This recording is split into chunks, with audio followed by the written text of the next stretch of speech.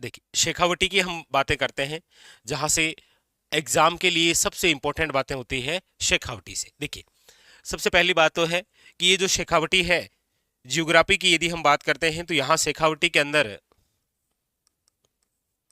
भूगोल की दृष्टि से हम बातें करते हैं तो देखिए सबसे पहली बात है कि यहाँ पर एक नदी बहती है, कौन सी, याद रखिएगा कांतली। कौन सी नदी है? कांतली नदी है। दूसरी बात याद रखिएगा, यहाँ पर कुएं बहुत सारे हैं। जैसे जैसे याद रखिएगा, यहाँ पर जो कच्चे कुएं होते हैं ना, कच्चे, उन्हें तो बोलते हैं जोहड़। क्या बोलते हैं? जोहड़। जो पक्के कुएं होते हैं उन्हें कहा जाता है नाडा। और जो छोटे तालाब होते हैं, छोटे तालाब, उन्हें क्या कहा जाता है?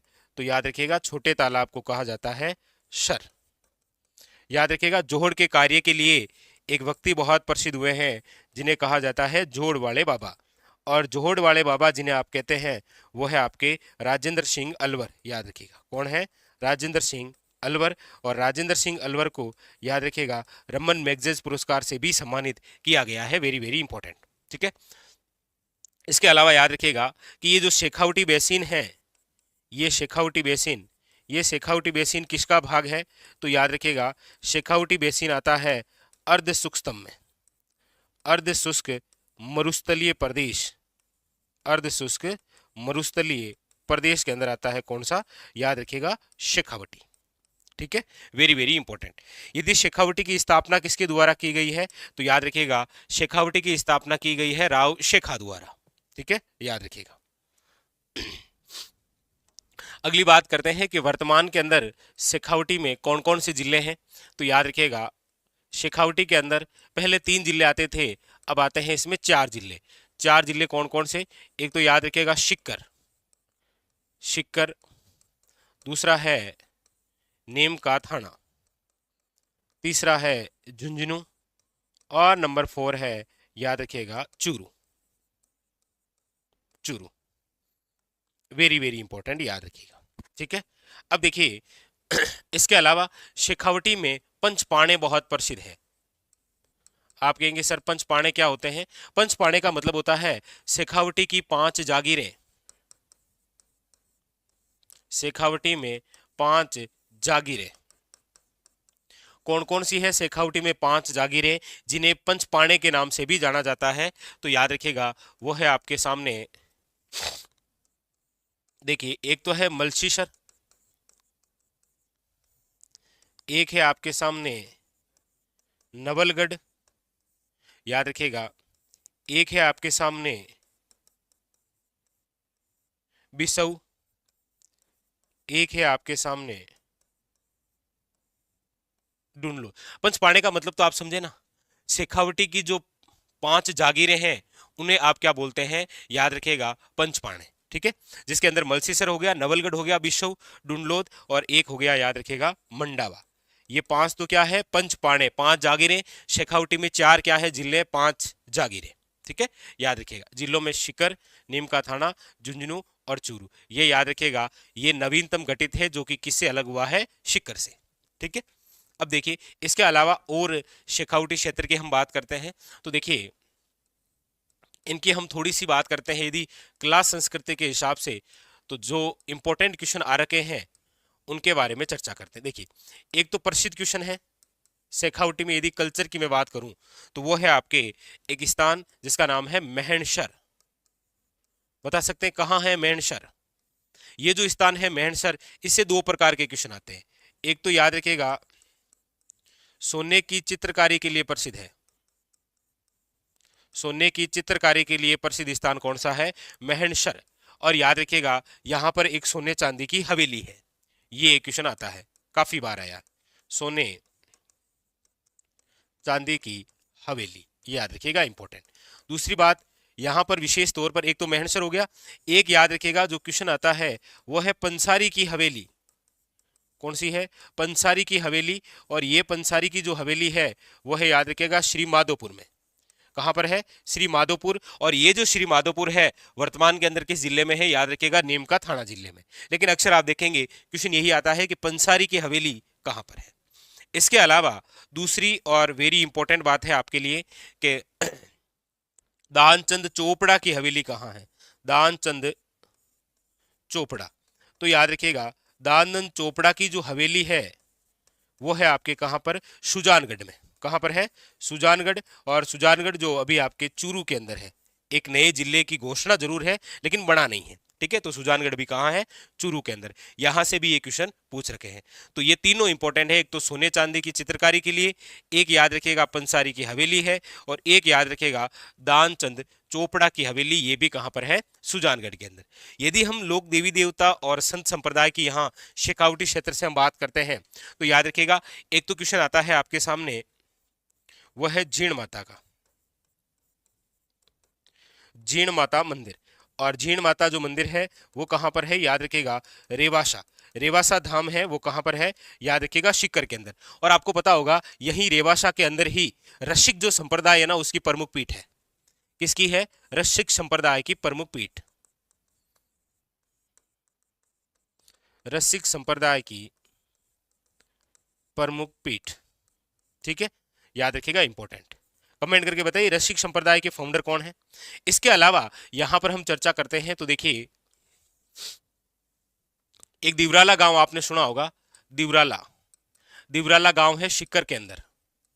और दिवराला गांव के अंदर एक ऐसी घटना हुई जिसने पूरे देश को ही नहीं विश्व को हिला के रख दिया था। वो घटना है 1987, क्योंकि 1987 के अंदर हमारे राजस्थान में अंतिम सती होने की घटना है, जो कि कहां से जुड़ी हुई है, दिवराला गांव से। अंतिम सती की घटना। और अंतिम सती की जो घटना है वो कौन सी महिला, याद रखिएगा रूप कंवर, ठीक है। इसी घटना की वजह से आपको पता होगा राजस्थान में एक मेला भरता है रानी सती का। रानी सती का मेला कहां भरता है, याद रखिएगा झुंझुनू। इस पर प्रतिबंध लगा था। और ये जो रानी सती है याद रखिएगा इनको बोलते हैं दादी जी। क्या बोलते हैं, इनको बोलते हैं दादी जी। वैसे इनका स्वयं का वास्तविक जो नाम है वो है नारायणी बाई। क्या नाम है, याद रखिएगा नारायणी बाई। वैसे ये अग्रवालों की क्या है, कुल देवी, याद रखिएगा। अग्रवाल है ना उनकी कुल देवी है, अग्रवालों की कुल देवी है ये। इसके अलावा याद रखिएगा एक आपके और बहुत ज्यादा इंपॉर्टेंट झुंझुनू के अंदर मेला उर्स भरता है, वह है नरहड के पीर झुंझुनू। याद रखिएगा कौन से, नरहड पीर का उर्स। और इनका जो उर्स भरता है वो भरता भी कब है, याद रखिएगा वो भरता है आपके भाद्रपद, भाद्रपद कृष्ण अष्टमी को।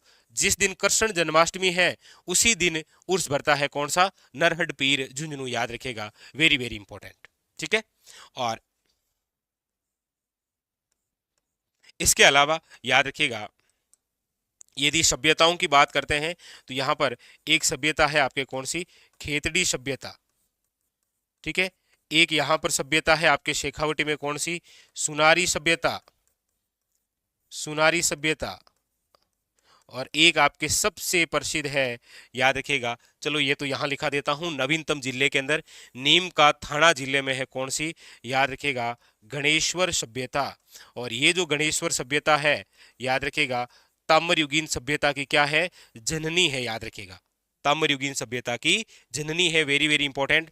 और यहां पर याद रखिएगा ईंटों का प्रयोग नहीं है, ईंटों का प्रयोग बिल्कुल नहीं है। यानी कि किसका प्रयोग है, फिर यहां पर जो प्रयोग किया गया है वह है पत्थरों का प्रयोग।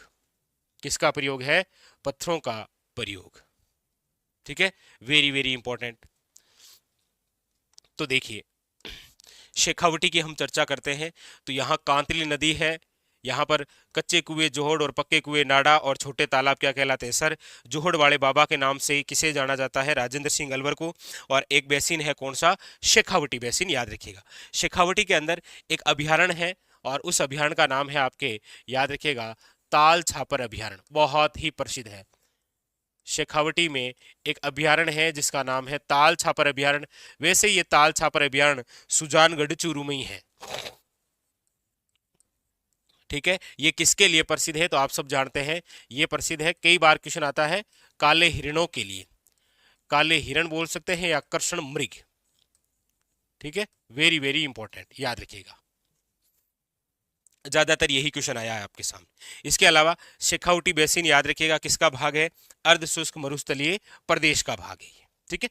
फिर आज वर्तमान के अंदर इसमें 4 जिले हैं, सीकर, नीमका, थाना, झुंझुनू और चूरू।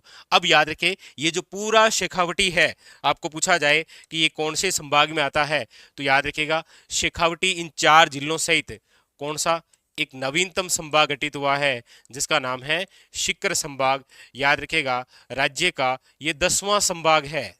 कौन सा संभाग है, 10वां संभाग है, जिसमें 4 जिले हैं, सीकर, नीमका, थाना, झुंझुनू और याद रखेगा चूरू, ठीक है। पहले चूरू बीकानेर संभाग का भाग था, सीकर और झुंझुनू दोनों ही किस संभाग के भाग थे, जयपुर संभाग के, ठीक है, वेरी वेरी इंपॉर्टेंट। अच्छा, इसके बाद में हमने चर्चा की यहाँ पर पंचपाणे प्रसिद्ध है। पंचपाणे जैसे शेखावटी में 5 जागीरें हैं, उन्हें पंचपाणे कहा जाता है, जिसके अंदर मलसीसर है, नवलगढ़ है, बिशव है, डुंडलोद है या और क्या है, याद रखिएगा मंडावा, ठीक है, वेरी वेरी इंपॉर्टेंट। इसके अंदर याद रखिएगा चूरू है, बिल्कुल सही है। चूरू राजस्थान का वह जिला है जो सबसे ठंडा और सबसे गर्म है, गर्मियों में सबसे गर्म, सर्दियों में सबसे ठंडा, तो सबसे गर्म भी है और साथ में याद रखिएगा क्या है, सबसे ठंडा जिला भी कौन सा है, याद रखिएगा चूरू, ठीक है, वेरी वेरी इंपॉर्टेंट। इसके अलावा शेखावटी का स्थान एक प्रसिद्ध है मेहणसर, जो कि झुंझुनू में है, याद रखिएगा सोने की चित्रकारी के लिए, और सोने चांदी की हवेली यहाँ पर बनी हुई है। एक हवेली जो सबसे इंपॉर्टेंट पंसारी की हवेली श्री माधोपुर में है, श्री माधोपुर अब वर्तमान के अंदर नीमका थाना जिले में है। इसके अलावा दानचंद चोपड़ा की हवेली है जो कि कहाँ पर है, आपके सुजानगढ़, ठीक है। इसके अलावा याद रखिएगा जीण माता का मंदिर है रेवाशा धाम सीकर, यहीं पर हर्षनाथ का मंदिर भी है जो चौहानों के कुल देवता है, और यहीं पर रसिक संप्रदाय की क्या है, याद रखिएगा प्रमुख पीठ है, ठीक है। इसके अलावा शेखावटी के अंदर सीकर में एक गांव है दिवराला, जहां पर 1987 के अंदर, याद रखिएगा 1987 में 3 बातें आप याद रखते हैं। एक तो हमारे राजस्थान के अंतिम सती होने की घटना है, एक 1987 के अंदर आपको पता हो तो सती रोकथाम निषेध अधिनियम आया था, और 1987 के अंदर हमारे राजस्थान का 6ठा संभाग बना था अजमेर, और 1987 में सीएम थे हरिदेव जोशी। ये सब उन्हीं के समय की बातें हैं, ठीक है। फिर एक मेला है आपके सामने रानी सती का मेला, याद रखिएगा, ठीक है। नरहट के पीर का उर्स है, नरहट के पीर आप सब जानते ही हैं झुंझुनू के अंदर इनका उर्स भरता है। फिर इसके अलावा कुछ सभ्यता है जैसे खेतड़ी है, सुनारी है, जैसे ये गणेश्वर सभ्यता रही आपके ताम्रयुगीन सभ्यता की जननी। एक याद रखिएगा कि शेखावटी के अंदर जो जाट किसान आंदोलन है, जाट किसान आंदोलन, इसकी शुरुआत कब हुई थी, तो याद रखिएगा 1925 के अंदर। उसमें भी आपको पूछे कि शेखावटी में शुरुआत कहाँ से हुई थी, तो याद रखिएगा सीकर में। लेकिन पूछा जाए कि शेखावटी में जाटों को अपने अधिकारों की मांग के लिए प्रेरित या प्रेरणा देने वाला व्यक्ति कौन था, तो भरतपुर के ठाकुर देशराज हुआ करते थे, याद रखिएगा, ठीक है। और इसके अलावा आप सब जानते हैं, एक क्वेश्चन मैं आपसे पूछूंगा, और वह है कि सीकर के अंदर एक बहुत बड़ा सम्मेलन हुआ था जिसका नाम था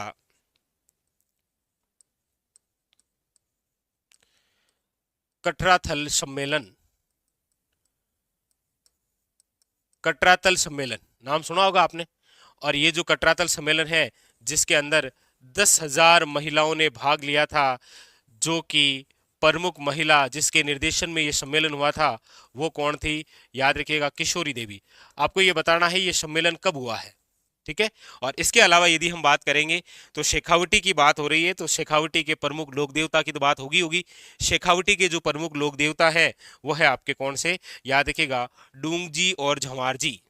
शेखावटी के प्रसिद्ध लोक देवता कौन है, याद रखिएगा डूंगजी और झंवार जी। दिख जाएगा कि यहाँ, हाँ यहाँ ठीक है, कौन है, याद रखिएगा डूंगजी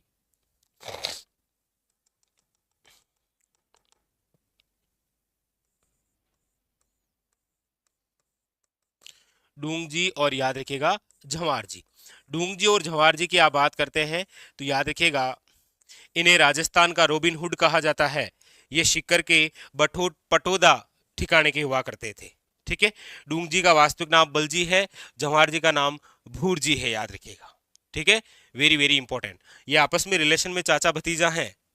डूंगजी याद रखिएगा वो व्यक्ति है जिनका संघर्ष जोधपुर के साथ रहा है, और जवाहर सिंह का संबंध आपके संघर्ष जो है वो बीकानेर के साथ रहा। इन दोनों में से आगरा जेल में कौन गए थे, तो याद रखिएगा डूंगजी गए थे, ठीक है। ये क्या करते थे कि जो अमीर और जो अंग्रेज हैं उनको लूटा करते थे और गरीबों की सहायता किया करते थे। जैसे आपको पता होगा डूंग जी ने तो नशीराबाद छावनी लूट ली थी 1857 में। ठीक है, वेरी वेरी इंपॉर्टेंट। हाँ, तो ये ऐसे क्वेश्चन है शेखावटी क्षेत्र से जो कि आपके सामने कई बार आते हैं। लगभग पेपरों के अंदर आपको यहां से कोई ना कोई फैक्ट जरूर दिखाई देगा, चाहे गणेश्वर सभ्यता हो, पंसारी की हवेली हो, जीण माता हो या रानी सती हो, या फिर शेखावटी बेसिन हो, जोहड़ वाले बाबा हो, या फिर आपके इधर से जाट किसान आंदोलन हो, कटरातल सम्मेलन हो, ताल छापर अभ्यारण्य हो, दिवराला हो, या फिर डूंग जी और झंवार जी। ठीक है, वेरी वेरी इंपॉर्टेंट। तो बस अब एक काम और बचा है, कौन सा?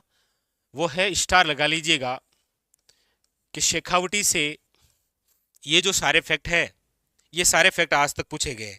आपके सामने जो चर्चा की गई है वो सारे उन्हीं फैक्टों के बारे में चर्चा की गई है जो आज तक एग्जामिनर ने 1 to 1 पूछ रखे हैं। ठीक है,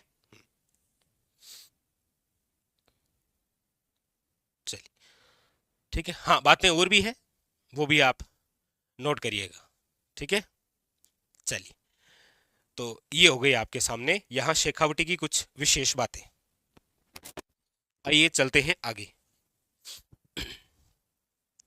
तो हमारी जो चर्चा है वो चल रही थी कि शेखावटी में जाट आंदोलन किस वर्ष शुरू हुआ था। याद रखिएगा 1925 के अंदर।